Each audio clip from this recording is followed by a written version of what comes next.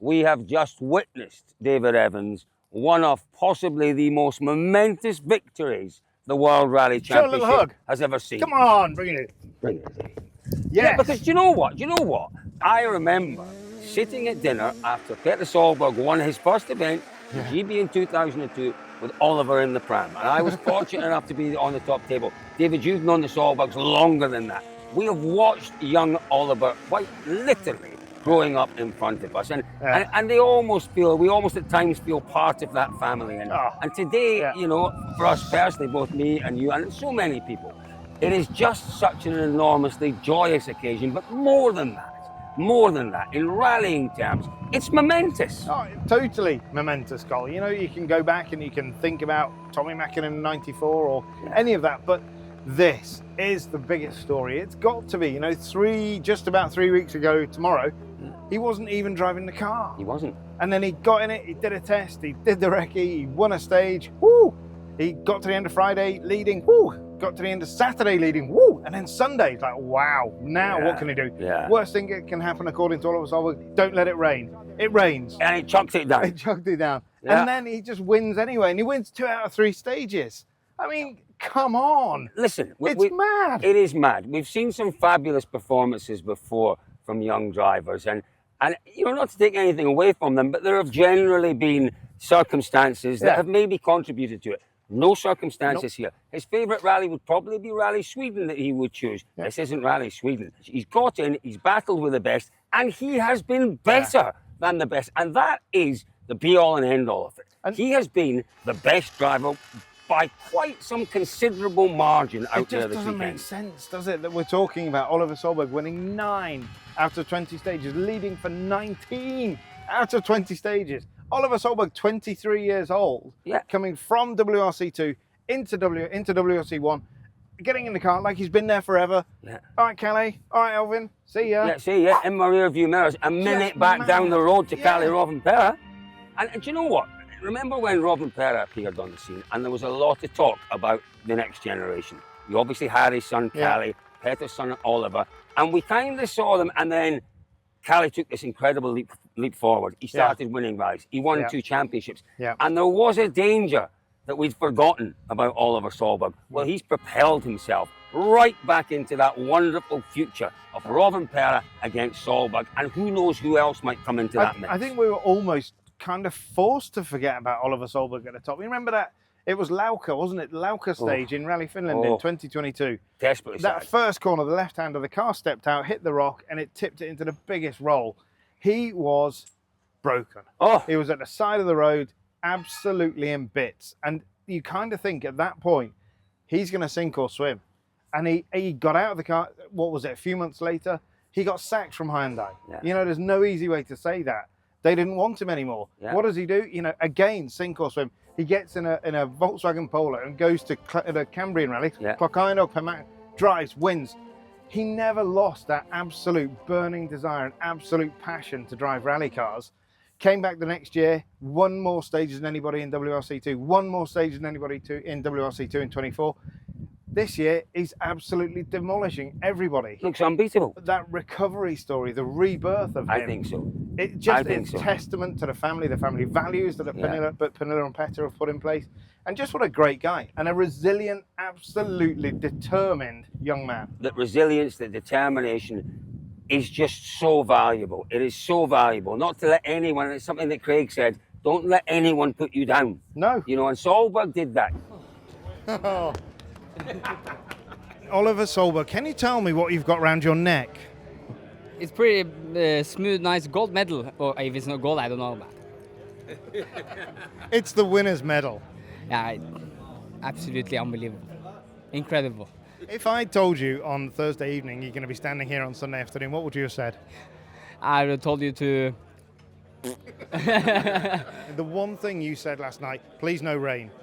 I said please no rain, and I saw it raining like crazy on the road section. I was like, And then before the first one, I was so nervous, and because I never tried the car in the rain, so I didn't even know where the wipers were. And then when you get to the end, and you see the family there.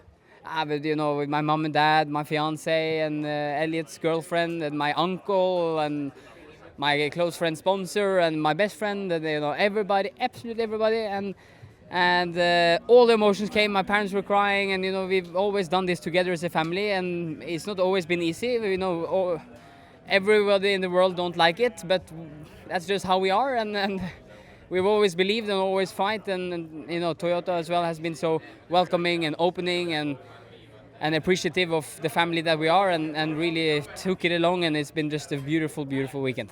Take us horribly back to Lauka, side of the road in 2022. How did you come back from there? It took a while.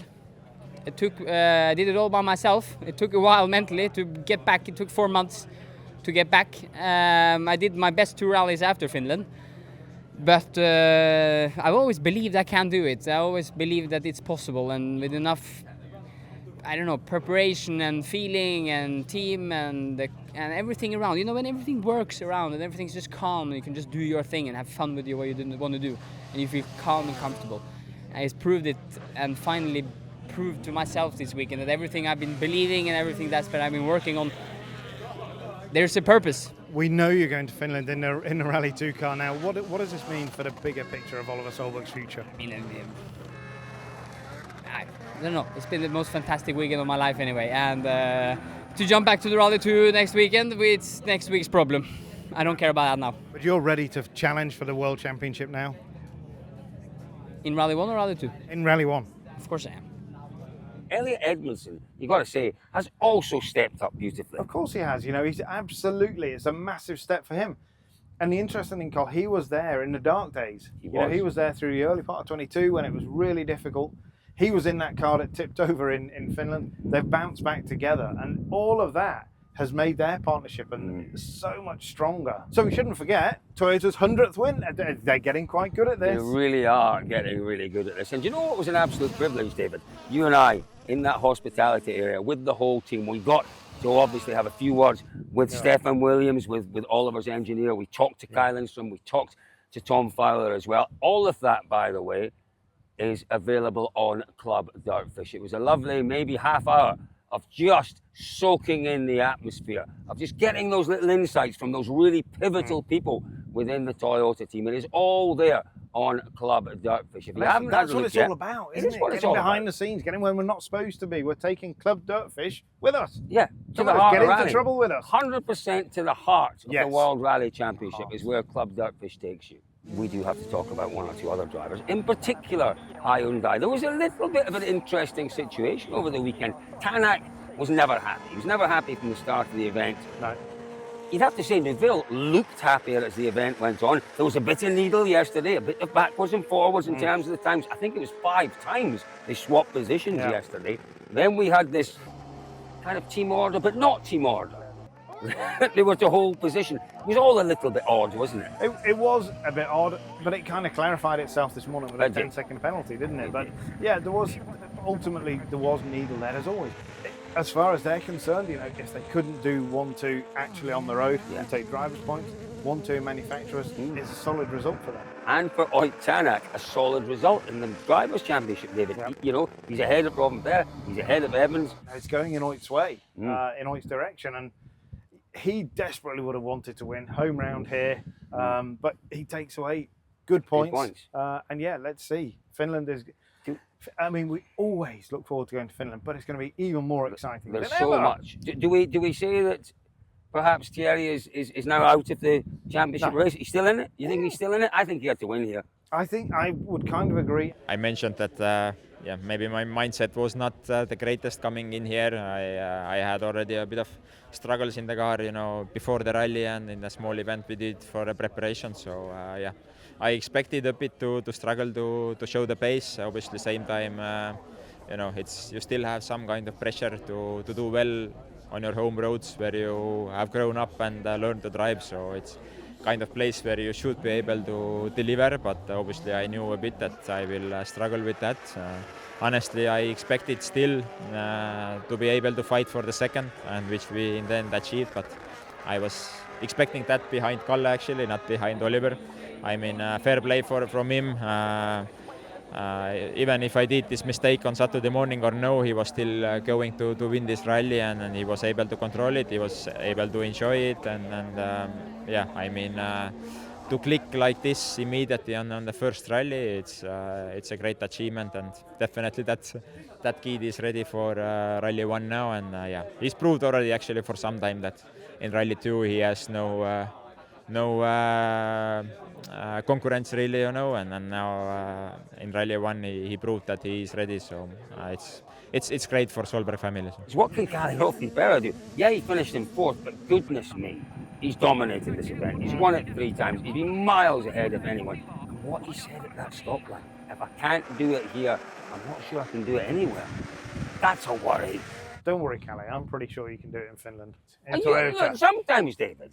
Yeah. But do you really think, do you genuinely, you are the world's finest rally journalist. You've got a brain that is analytical. You've got a brain that knows everything. Right now. Right? You really think that with what we're seeing that Rovanperä can win in Finland? Maybe. But I do, all I would say, Cole, is they won't rest. No. You know, for the next week, they've got their test place, the test location in Finland. They will be absolutely hammering the computers, hammering the laptops, just finding everything that they possibly can. And they're taking a big bunch of data from here. Pretty solid weekend for Adrian Formeau out there. He did have his moments though, and this one on the final day was really quite something. Lucky to get away with it. Tell us about that feeling as you were staring down at planet Earth. Well, actually, it was not really expected. I saw the video from the fort jumping. It looks quite okay. So then when we arrived, I did not brake enough, and then we had a really kick with the car, and then we landed on the nose. It's not a nice feeling when you start to see the floor. But actually, I did expect the wing to put the car back, but not really. It was too big kick. But yeah, it's spectacular. It's nice for picture, nice for video, but not nice for us after that, because then we damaged the front of the car. It was disaster all the day after that, so it was not easy to drive the car. A word for Elvin Evans. He was our championship leader at the start of this event, David. He never got going. Again, he never got going. I have to say I was a little disappointed. He was 7th after the opening day. We thought maybe the fast gravel, he maybe would have a bit of a better chance on the fast gravel on Friday. It didn't transpire that was the case at all, and it just didn't get any better as the weekend progressed. No, not a lot more. What does he do though? What does he do, David? Well, he won't be first on the road in Finland. David, if we move on to WRC2, you know, the Estonians were desperate for a home victory here with the Rally 1 cars. They got a home victory with Robert Verves. He was very impressive. He battled last year in the ERC here with Georg Linnemey. It was exactly the same, but you know what? Verves never seemed to be under too much pressure. He did a really solid job. He did, great job, and the difficult circumstances being ill yesterday or Friday into Saturday, but no, great job, and like you say, great for the home fans. Don't forget, go and check out Club Dirtfish. There is so much more on Club Dirtfish, lots more analysis, lots more detail on Club Dirtfish. Your opportunity as well to set the agenda, your opportunity to argue with you on your driver ratings. Argue with me on my driver ratings. Give us one. Come on, Kalle. What are you going to give Kalle? Okay. I'm going to give Kalle struggling between a 2 and a 3. It was shocking. It was shocking. Not just David, not just the performance. And you have to contextualize this. When you read my driver ratings, which you can do within Club Dirtfish, always remember context. I think the argument starts right here. And it continues in Club Dirtfish, gold tier, get in there, give it some stick. If you're looking forward to our bloopers and our behind the scenes videos, David, we have done one. It has been entertaining. We've done both of those. It has. Where do our wonderful audience find those? Club Dirtfish exclusively, and there have been some absolute howlers for bloopers. 10 days till we head to Rally Finland, folks. It's all going to be happening there. Club Dirtfish will be very much in evidence in Finland in 10 days' time. Folks, it's been wonderful having you along. See you in 10 days' time. You are a Solberg. My Peter Solberg. No, my Oliver Solberg. You Make me happy when skies are Rainy, you win the stages, you jump on top of cars, you will be a champion one day. Good. That was good, wasn't it?